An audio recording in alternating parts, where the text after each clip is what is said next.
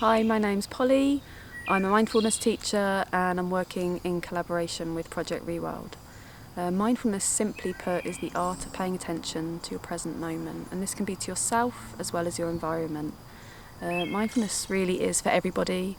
It's evidence-based and it's actually used by the NHS, and I was also trained by the NHS.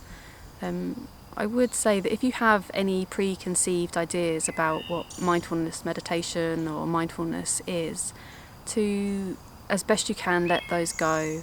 We're offering a mindfulness and rewilding day this coming Saturday, and if you want to gain an experience of mindfulness and rewilding, come for the day, get involved, and please get in contact.